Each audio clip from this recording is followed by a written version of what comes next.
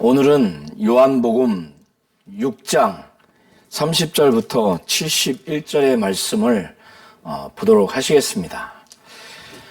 예수께서는 빈들에서 오병이어를 가지고 많은 사람을 먹이는 표적을 보이셨고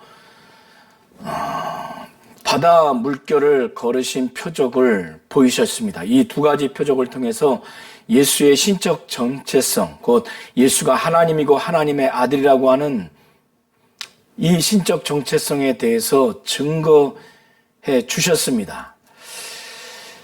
그리고 난 후에 많은 무리들이 예수를 집요하게 따라왔죠. 그때 예수께서 그들에게 말씀하시기를 썩을 양식을 위하여 일하지 말고 영생하도록 있는 양식을 위해서 일하라고 말씀을 하셨을 때 그들은 예수께서 하나님의 일을 하라고 하는구나 해서 그렇게 이해해서 그들이 말하기를 어떻게 하여야 하나님의 일을 해야 합니까? 이렇게 물었을 때 예수께서는 하나님의 일이라고 하는 것, 그러니까 하나님이 원하시고 바라시는 것을 하나님의 일이라고 이미 말씀을 예수께서 하나님이 보내신 일을 믿는 것이 하나님의 일이라고 하셨죠.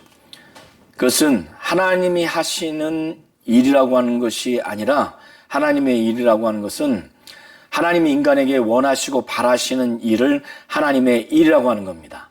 그것은 순간 예수를 하나님이고 하나님의 아들 메시아 그리스도라고 믿는 것을 이렇게 순간 믿는 것을만을 말하는 것이 아니라 믿고 그 예수와 관계를 맺으며 순종하고 복종하고 일평생 동행하며 교제하며 살아가는 삶을 포함한 것을 믿는 것이라고 말하는 겁니다. 이렇게 예수께서 말씀하시니까 무리들이 예수를 믿으라고 하는 거구나 이렇게 이제 알아듣습니다. 그런데 그들이 이미 구약 광야 시절에 그들의 조상들이 모세를 통해서 하나님이 40년 동안 만나와 메추라기를 주어서 먹은 사건을 그들은 대단히 귀하게 여깁니다. 만나를 먹은 사건을 대단히 귀하게 여겨서 이것을 배경으로 해서 그들이 예수께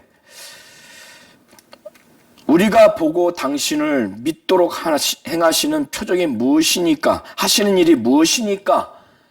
표적을 보여달라는 거예요. 하시는 일이 무엇입니까? 그것은 31절에 이미 여러 성경을 근거로 해서 종합해서 인용한 말씀을 통해서 그들의 조상이 광야에서 만나를 먹은 사건을 근거로 해서 동일한 표적 내지는 그 이상의 표적을 보여달라는 겁니다. 기록된 바 하늘에서 그들에게 떡을 주어 먹게 하였다함과 같이 우리 조상들은 광야에서 만나를 먹었나이다. 예수께서 이 무리들의 질문에 말씀하시기를 내가 진실로 진실로 너에게 이르노니 모세가 너에게 하늘로부터 떡을 준 것이 아니라 내 아버지께서 너희에게 하늘로부터 참떡을 주시나니. 그러니까 광야에서 하나님이 모세를 통해서 만나를 주게 했던 것은 모세가 너희에게 하늘로부터 떡을 준 것이 아니라는 겁니다. 그건 하나님이 하신 것이라는 겁니다. 그런데 그 떡은 참된 떡이 아니라는 거예요. 그것은 먹고도 죽었어요. 그러나 참떡을 아버지께서 너희에게 하늘로부터 주신다는 겁니다. 그래서 33절에 헬라 원어에는 가르라고 이웃 접속사 왜냐하면이 한글 번역본에는 빠졌습니다. 내 아버지께서 너희에게 하늘로부터 참떡을 주시나니 그 참떡이라고 하는 이유에 대해서 예수께서 말씀하시기를 하나님의 떡은 하나님이 주시는 떡은 하늘에서 내려 세상에 생명을 주는 것이기 때문에 참된 떡이라고 말하는 겁니다. 만나는 영원한 생명을 줄 수 없죠. 그런데 아버지께서 하늘로부터 주시는 참된 떡은 생명을 줄 수 있다는 거예요. 영원한 생명을 줄 수 있다는 겁니다. 이들은 사마리아 지역의 사마리아 여인이 야곱의 우물물에서 그 우물가에서 예수께서 생수를 주겠다고 하니까 물리적이고 물질적인 생수로 오해해서 그것을 달라고 요청한 것처럼 이들은 참된 떡의 의미를 알지 못하고 그것이 물리적이고 물질적인 떡으로 그렇게 생각을 해서 예수께 말씀하시기를 주여 이 떡을 항상 우리에게 주소서 이렇게 말씀을 하시니까 예수께서는 이제 자신이 생명의 떡이라고 이렇게 말씀합니다. 왜 자신이 참된 떡, 생명의 떡이라고 이렇게 비유를 했는가 하면 그들은 광야에서 그들의 조상들이 먹었던 만나를 그 표적을 대단히 아주 크게 여깁니다. 그래서 그 하나님이 모세를 통해서 만나를 주게 했죠. 그렇게 쓰임받았던 모세가 그 만나를 준 줄 알고 모세를 대단히 크게 여깁니다.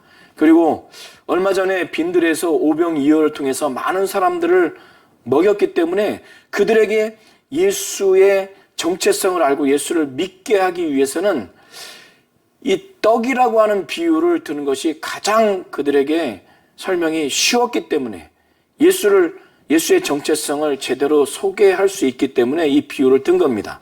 그래서 나는 생명의 떡이니 내게 오는 자는 결코 줄이지 아니할 터요 나를 믿는 자는 영원히 목마르지 아니하리라. 인간은 아담이 범죄한 이유로 인해서 영원히 죄인이라는 정죄를 받고 그 죄의 결과로서 지옥 형벌을 받을 수밖에 없죠. 이 영혼이 죽었습니다. 육체가 죽은 것은 존재가 소멸하지만은 영은 하나님과 같기 때문에 그 속성이 그 영의 속성이 같기 때문에 영이 죽었어도 그 존재가 소멸하지 않고 영원히 그 영은 존재합니다. 그런데 죽었기 때문에 영적인 그 기능을 하지 못하죠. 하나님을 찬양하고 하나님의 말씀을 듣고 싶고 이 영이 죽어있기 때문에 영이 막 살고자 하는 영적인 그 갈망, 그 영적인 그 몸부림 이것이 누구도 채워줄 수 없습니다. 그래서 예수께서는 영혼을 살릴 수 있고 그 영혼의 목마름, 영혼의 주림을 그 영혼의 살고자 하는 갈망을 예수께서 채워줄 수 있다는 거예요. 어떤 자가 채워줄 수 있는가? 예수에게 오는 자가 결코 줄이지 않는다는 겁니다. 그리고 예수를 믿는 자가 영혼이 목마르지 않는다고 예수께서 이렇게 말씀을 하시는 거예요. 그런데 이 무리들은 오병이어를 통해서 많은 사람이 먹는 표적을 봤음에도 불구하고 그런 예수를 보고도 믿지 않는다는 거예요. 그 믿지 않는 그들이 왜 그렇게 영적인 결과를 갖게 됐는가? 그 이면에 하나님의 주권적인 역사가 있기 때문에 그렇다는 거예요. 그 주권적인 역사가 무엇인가? 37절에 아버지께서 내게 주시는 자는 다 내게로 올 것이요 내게 오는 자는 내가 결코 내쫓지 아니하리라. 그러니까 예수에게 오고 예수를 믿는 자는 아버지께서 예수에게 주시는 자예요. 주시는 자이기 때문에 그 앞에 오고 믿는 겁니다. 그런데 지금 이들이 예수를 보고도 믿지 않는 것은 아버지께서 예수에게 주시는 자가 아니기 때문에 그렇다는 거예요. 아버지께서 내게 주신 자는 다 내게로 올 것이요 내게 오는 자는 내가 결코 내쫓지 않는다는 거예요. 왜 그런가 하면 하나님 아버지께로부터 보냄을 받은 그의 아들 예수는 이 땅에 하늘로서 내려오셨는데 그는 그의 뜻을 이루려고 그의 뜻을 행하려고 온 것이 아니라 자기를 보내신 이의 뜻을 행하려고 온 것입니다. 자기를 보내신 이의 뜻, 바로 하나님 아버지의 뜻이 무엇인가? 아버지가 아들에게 주신 자를 단 한 사람도 잃어버리지 아니하고 마지막 날에 다시 살리는 것이 바로 하나님 아버지의 뜻이라는 것. 내 아버지의 뜻은 아들을 보고 믿는 자마다 영생을 얻는 이것이니, 이것이 무엇인가? 마지막 날에 예수가 이를 다시 살리리라. 예수께서 재림하신 이후에 믿고 죽은 사람들은 낙원에서 들림을 받고, 또 살아있는 자들 가운데 들림받기 합당한 자는 그때 살아서 들림받습니다.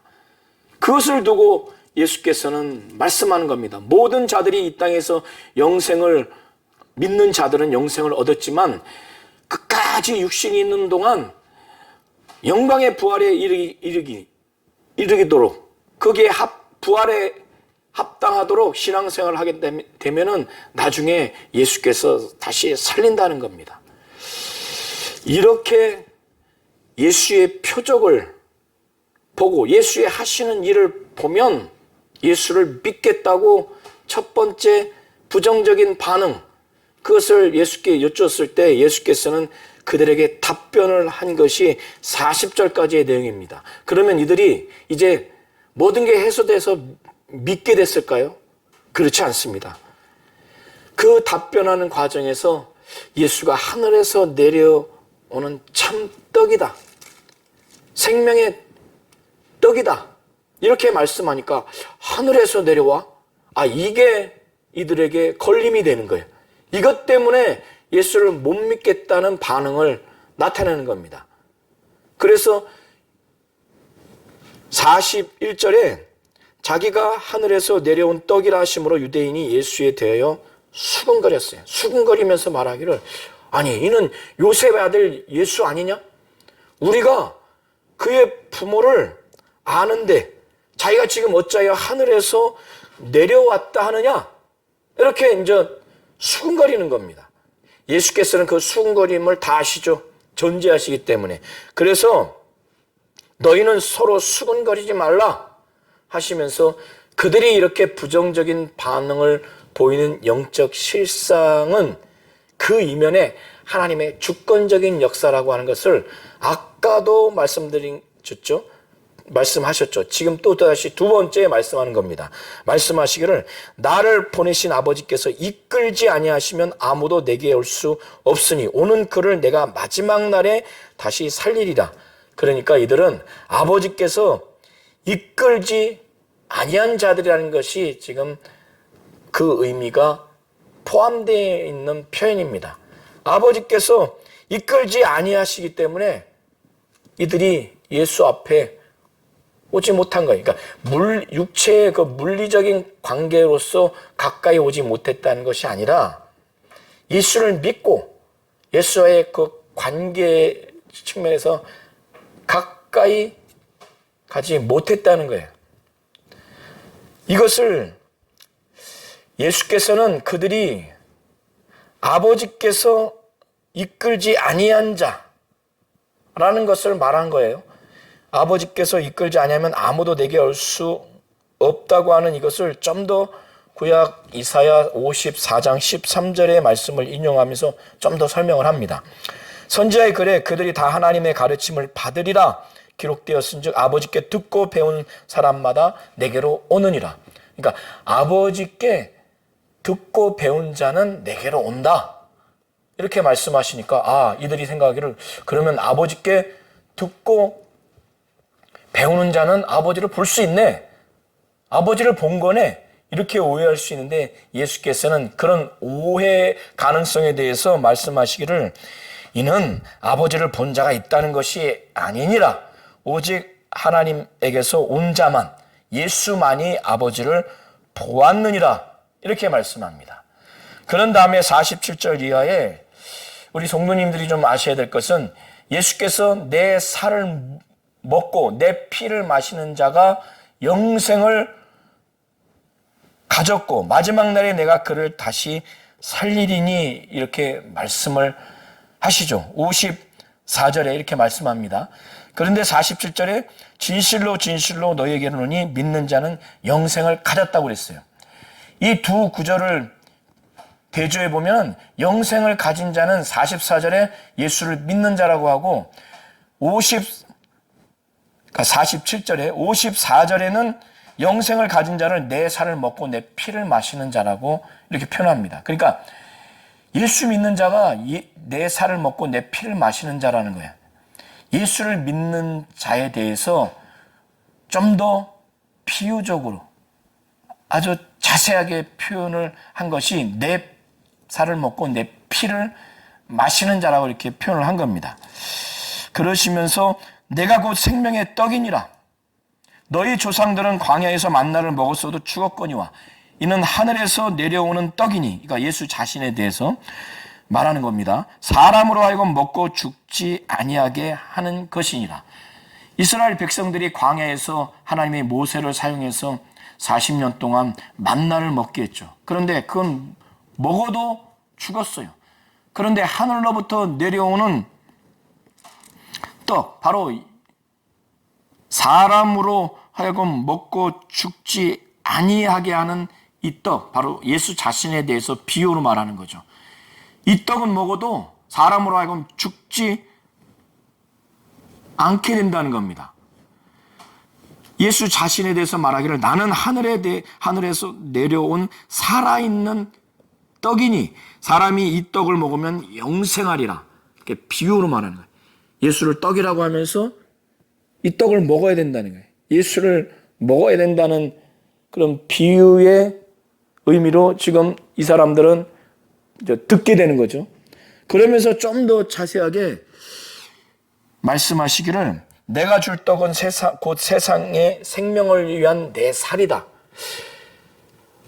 유대인들이 이걸 듣고 인육을 먹으라는 거구나. 인육을 먹이겠다고 하는 것이구나. 이렇게 오해를 한 거예요. 사실 이것은 예수께서 인간의 죄를 짊어지시고 인간이 받아야 할 영원한 지옥 형벌, 영원한 저주를 그가 대신 받기 위해서 십자가에 못 박혀 피 흘려 죽으신, 몸이 찢기고 창에 찔려서 몸이 죽고 피가 쏟아나는 그러한 십자가의 그 죽음을 두고 지금 말하는 겁니다.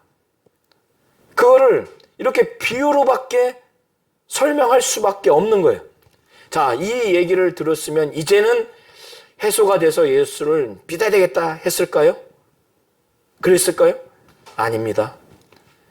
인육을 먹으라고 그렇게 들었기 때문에 52절에 보면 그들이 서로 다투면서까지 말합니다. 유대인들이 서로 다투어 이르되 이 사람이 어찌 능히 자기 살을 우리에게 주어 먹게 하겠느냐?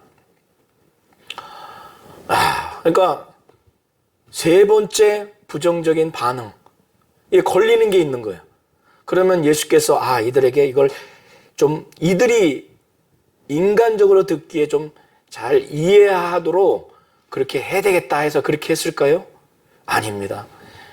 이들이 더 충격받고 더 이해하기 어려운 표현을 예수께서는 하시는데 53절에 보면 내가 진실로 진실로 너에게 이르노니, 이것은 매우 사실이고 중대하고 준엄하게 받아들이는 차원에서 진실로 진실로 너에게 이르노니 이렇게 말씀하는 겁니다. 그러면서 하시는 말씀이 이제 유대인들이 더 받아들이기 어려운 표현을 하세요. 인자의 살을 먹지 아니하고 인자의 피를 마시지 아니하면 너희 속에 생명이 없느니라. 내 살을 먹고 내 피를 마시는 자는 영생을 가졌고 마지막 날에 내가 그를 다시 살리리니 내 살은 참된 양식이요 내 피는 참된 음료로다. 내 살은 참된 양식이요 내 피는 참된 음료라는 겁니다. 왜 참된 음료요 참된 양식일까요? 이스라엘이 광야에서 먹었던 만나는 먹어도 죽으니까. 그런데 사람의 영혼이 죄로 인해서 죽었지만은, 그래서 영원한 지옥 형벌을 받아야 되지만 예수의 살을 먹고 예수의 피를 마시면 영생을 가졌다고 그랬죠. 마지막 날에 살린다고 그랬죠.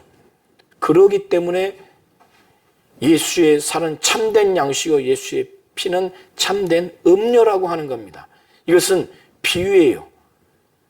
예수의 십자가에 못 박힌 그의 몸의 죽음, 그의 피가 피가 흘린 것을, 그의 공로를, 우리의 죄를 짊어지시고 우리의 저주를, 즉 형벌을 담당하시기 위해서 그가 그렇게 죽으신 것을 알고 믿는 것을 두고 지금 비유적으로 표현을 하는 겁니다. 그런 후에 예수께서는 내 살을 먹고 내 피를 마시는 자, 곧 예수를 참으로 온전하게 믿는 자는 내 안에 거하고 나도 그의 안에 거한다는 거예요. 자, 이렇게 완전한 연합이 이루어진다는 겁니다. 예수의 피의 의미, 예수의 살의 의미를 아는, 그런 온전히 예수의 공로를 알고 믿는 자, 십자가의 죽음을 잘 알고 믿는 자는 예수 안에 있고, 또 예수는 그 안에 있는 완전한 연합이 된다는 거예요. 침례가 무엇입니까? 옛사람이 예수와 함께 물에 들어갔을 때 장사 지내고, 물에서 올라왔을 때 예수가 살으신 것처럼 우리도 새 생명으로 사는 그 고백을 하는 의식이 침례입니다. 완전한 연합이죠. 예수와 함께 죽고 예수와 함께 사는. 이 예수의 살을 먹고 예수의 피를 마시는 자, 온전하게 그 살과 피의 그 의미, 십자가에서의 예수의 피의 죽음, 정말 그 몸의 죽음, 피 흘리심의 의미를 아는 자들은 바로 어떠한 삶을 사는가? 살아계신 아버지께서 나를 보내심에 내가 아버지로 말미암아 사는 것 같이 나를 먹는 그 사람도 나로 말미암아 살리라, 이렇게 말씀하세요. 하나님 아버지가 아들을 이 땅에 보내셨죠. 그래서 그는 이 땅에서 십자가에 못 박혀 죽는 죽음에 이르기까지 그는 자기의 겸손함으로 이 땅에 오셔서 십자가에 죽는 죽음에 이르기까지 아버지께 겸손한 순종을 했습니다. 빌립보서 2장 5절부터 11절이 그걸 말하고 있습니다. 그는 인간이 담당해야 할 영원한 정죄와 그 영원한 형벌로서의 저주를 그는 대신 자기가 담당하고 그가 짊어지셨어요. 죄를 짊어지시고 저주를 담당했습니다. 그런데 하나님으로부터 인간이 받아야 할 저주를 대신 받는 십자가의 죽음이 너무 고통스러운 거예요. 가장 사랑하는 대상인 아들이 저주를 받아야 하는 그 고통. 그래서 십자가에서 예수가 죽어야 하는 그 고통. 하나님이고 하나님의 아들이 무슨 죽음이 있습니까? 인간이 받아야 할 그 저주를 받아야 하는 그 죽음. 그리고 부활하기까지 사흘 동안 하나님으로부터 단절돼야 하는 그 저주의 죽음의 상태. 그게 고통스러운 거예요. 하나님으로부터 인간 대신 저주 받아야 되는 것이 너무나 고통스러운 겁니다. 그러나 그는 끝까지 그걸 감내했죠. 그러기까지 자기를 죽음에서 능히 구원하실 이에게 심한 통곡과 눈물로 간구와 소원을 올리셨고, 그는 하나님을 경외함으로 인해서 하나님 아버지는 그의 그 기도를 들으셨다고 히브리서 기자는 기록하고 있습니다. 이렇게 살아계신 아버지께서 나를 보내심에 내가 아버지로 말미암아 사는 것 같이 나를 먹는 그 사람도 나로 말미암아 살리라, 이렇게 말씀을 하시면서 이것은 하늘에서 내려온 떡이니 조상들이 먹고도 죽은 그것과 같지 아니하여 이 떡을 먹는 자는 영원히 살리라, 이렇게 말씀을 하셨는데, 이 말씀은 가버나움 지역에서 가버나움 해당 안에서 말씀을 가르칠 때 하신 내용입니다. 자, 이렇게 세 가지 부정적인 반응에 대해서 예수께서 답변을 하시고 잘 믿을 수 있도록 말씀을 한 후에 그들이 믿었을까요? 믿지 않습니다. 첫 번째, 예수가 행하시는 표적, 하시는 일을 보여주면 믿겠다고 했을 때 그걸 요구했습니다. 두 번째, 예수가 하늘에서 내려온 떡이라고 해서 말씀하셔서 하늘에서 내려왔다고 부정적인 반응을 했을 때 예수가 답변하셨죠. 또 세 번째, 예수가 자기의 살을 먹어야 된다고 그 얘기를 들었을 때 그들이 그걸 못 받아들였어요. 그에 대해서 또 답변을 했습니다. 믿지를 않습니다. 이제 최종적으로 불신앙으로 전락을 합니다. 제자 중 여럿이 듣고 말하되 이 말씀은 어렵도다. 누가 들을 수 있느냐? 12제자 외에 많은 제자들이 있었습니다. 그 제자들 중에서 여럿이 이 말씀은 어렵다. 누가 들을 수 있느냐? 하늘에서 내려온 참떡, 생명의 떡, 살아있는 떡이라고 하고 내 피를 마셔야 되고 내 살을 먹어야 된다고 이렇게 예수께서 하신 말씀을 도무지 말씀이 어려워서 듣지를 못한다는 거예요. 이들이 이제 불신앙으로 이제 전락합니다. 예수께서는 이것에 대해서 당연히 아시죠. 예수께서 스스로 제자들이 이 말씀에 대하여 수군거리는 줄 아시고 이르시되 이 말이 너에게 걸림이 되느냐? 이것이 꺼리낌이 되느냐? 못 믿도록 너의 마음을 완전히 닫게 하는 그런 걸림이 되느냐? 이 질문을 하는 거예요. 이것도 걸림이 되면은 예수가 죽으시고 부활하시고 승천하시는 그 장면, 예수가 이전에 있던 곳으로 올라가는 것을 본다면 그건 어떻게 하겠느냐? 이것도 못 믿으면은 내가 지금까지 했던 이 말씀, 영생의 말씀, 영이요 생명인 이 말씀도 못 믿으면 나중에 부활 승천해서 예수가 이전에 계셨던 곳, 신들의 하늘, 아버지가 계신 그곳에 그것을 보면 그건 믿지 못하겠구나. 이런 차원에서 말씀을 하시는 거예요. 그러시면서 예수께서 내가 너희의 이른 말이 영이요 생명이라는 거예요. 내 말은 육이 아니고 사망이 아니고 내 말은 영생의 말씀, 영생을 주는 영원한 생명을 주는 그런 말이라는 거예요. 말씀이라는 거예요. 그런 차원에서 내가 너에게 이른 말은 영이요 생명이라 이렇게 말씀하는 겁니다.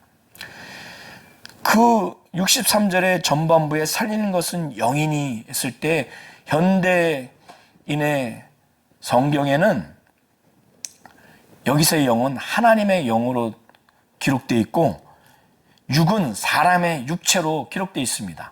다수의 학자들도 살리는 것은 영이니 했을 때 이 영을 성령으로 해석합니다. 63절은 사실 다양한 해석이 있는데 어쨌든 예수께서 내가 너에게 이른 말은 영이요 생명이라는 거예요. 그러니까 영생의 말씀이라는 차원에서 예수의 말씀을 듣고 믿으면 사람을 살리는, 사람에게 영원한 생명을 주는 말씀이라는 차원에서 내가 너에게 이른 말은 영이요 생명이라는 거예요. 지금까지 하셨던 말씀, 살리는 것은 영이니 성령은 예수를 죽은 자 가운데서 하나님이 성령으로 살리셨어요. 우리도 하나님이 성령으로 말미암아 살릴 겁니다. 예수가 그렇게 살릴 겁니다. 살리는 것은 영이니 육은 뿌익하니라. 육은 사람의 영혼을 살릴 수가 없다는 차원에서 무익하다는 겁니다. 그런데 내가 너에게 이른 말이 영이요 생명이라는 거예요. 믿기만 하면 영생을 주는 말이라는 거예요. 그런데 이 유대인들 가운데 믿지 아니하는 자들이 있다는 거예요. 예수는 처음부터 예수를 믿지 않은 자들이 누구며 자기를 팔 자가 누구인지 처음부터 아셨다는 겁니다. 그런데 이들이 불신앙적으로 곧 믿지 아니하는 반응을 보이는 것은 그 이면에 하나님의 주권적인 역사가 있다는 것을 세 번째 또 말씀합니다. 65절에 그러므로 전에 너희에게 말하기를 내 아버지께서 오게 하여 주지 아니하시면 누구든지 내게 올 수 없다 하였노라. 그러니까 이들의 이 불신앙, 믿지 아니하는 이 실상이 그 이면에 육체적으로는 예수 앞에 왔지만은 영적으로 그들이 아버지께서 오게 하여 주지 않는 자들이라는 거예요. 왜? 아버지께서 오게 하여 주지 아니하시면 누구든지 내게 올 수 없다고 했기 때문에. 육체는 왔지만 그들의 영혼, 영적인 심령은 예수를 믿지 아니하는, 그래서 예수의 관계가 멀어요.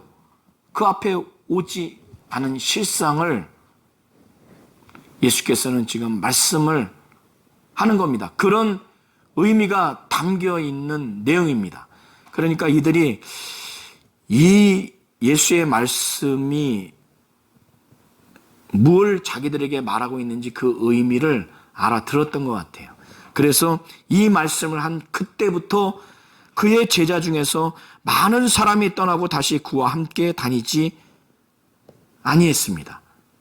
다 떠나버린 거예요. 많은 사람들이 떠나버린 겁니다. 그러시면서 예수께서 12 제자를 보시면서 그 떠난 그들과 같이, 많은 제자들과 같이 너희도 가려느냐? 그런데 사실 12 제자보다는 11 제자를 대표해서 베드로가 믿음의 고백을 합니다. 지금까지 예수께서 하셨던 이 말씀을 유대인들은 어렵다. 누가 이걸 들을 수 있느냐? 그래서 예수 앞에 다 떠나갑니다. 하나님 아버지께서 사실 예수 앞에 오게 하지 않는 자들이기 때문에 결국 떠난 거예요.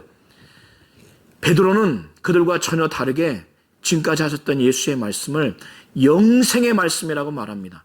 영생의 말씀이 주께 있사오니 우리가 누구에게로 가오리까? 예수의 말씀은 지금까지 하셨던 말씀뿐만 아니라 예수가 하신 말씀은, 예수의 말씀은 영생의 말씀이라는 거예요. 이 영생의 말씀이 주께 있사오니 우리가 누구에게로 가오리까? 이렇게 믿음의 고백을 합니다. 더 나아가서 주는 하나님의 거룩하신 자이신 줄 믿고 알았습니다. 예수의 정체성에 대해서 주는 하나님의 거룩하신 자인 줄 믿고 알았다고 이렇게 고백을 합니다. 예수께서는 이 베드로의 고백을 만족하셔서인지 말씀하시기를 내가 너희 12를 택하지 아니하였느냐, 그 12를 택했다고 이렇게 표현을 합니다. 그런데 너희 중에 한 사람은 막인이라. 그러나 너희 중에 한 사람은 막인이라. 왜 가룟 유다를 막이라고 했을까요? 그는 예수를 팔자기 때문에 그렇게까지 표현하신 겁니다. 마귀에게 완전히 지배당해서 미혹당해서 예수를 나중에는 팔죠. 그러니까 너희 중에 한 사람은 막인이라. 이 말씀은 가롯 시몬의 아들 유다를 가리키심이라. 그는 12 중에 하나로 예수를 팔 자라라. 이렇게 말씀을 합니다. 오늘 요한복음 6장 30절부터 71절은 중요한 포인트를 다양한 각도로 볼 수 있지만 저는 오늘 베드로의 고백처럼 영생의 말씀을 예수의 말씀을 영생의 말씀으로 이렇게 보는 믿음, 그랬을 때 그 예수가 어떻게 믿어지는가? 바로 하나님의 거룩하신 자라고 베드로가 이렇게 고백한 것처럼 우리 성도님들도 왜 예수가 하늘에서 하나님으로부터 보냄을 받은 하늘에서 내려오는 참떡이라고 말하고 자기가 살아있는 떡, 생명의 떡이라고 말하고 이 떡을 먹어야 영원한 생명을 얻을 수 있다고, 그리고 좀 더 자세하게 내 살을 먹고 내 피를 마셔야 영생을 가진 것이라고 이렇게 말한 이 의도를 잘 아셔야 됩니다. 그렇게까지 비유를 들면서 자기를 믿을 수 있도록 그렇게 하신 것입니다. 그런데 이 말씀을 어렵다고, 이거 어렵다, 누가 이걸 들을 수 있겠느냐, 이렇게 유대인들은 반응했지만 11 제자, 그 중에 베드로는 대표로 해서 영생의 말씀이 있으면 우리가 누구에게 가오리까? 주는 하나님의 거룩하신 줄 알고 믿고 알았사옵나이다. 이렇게 고백을 합니다. 예수의 말씀을 영생의 말씀으로 받아들이는 베드로와 11 제자는 예수의 정체성을 유대인들과 전혀 다르게 믿고 알게 된 결과를 보게 됩니다. 오늘 30절부터 71절을 다시 한번 꼼꼼히 읽으면서 하나님의 말씀, 특별히 예수의 말씀을 영생의 말씀으로 믿는 우리 모든 성도님들이 되셔서 예수가 하나님이요, 하나님의 아들이요, 메시아요, 그리스도라고 하는 것, 베드로의 고백처럼 하나님의 거룩하신 자임을 믿고 아는 그런 신령한 결과가 있었으면 좋겠습니다.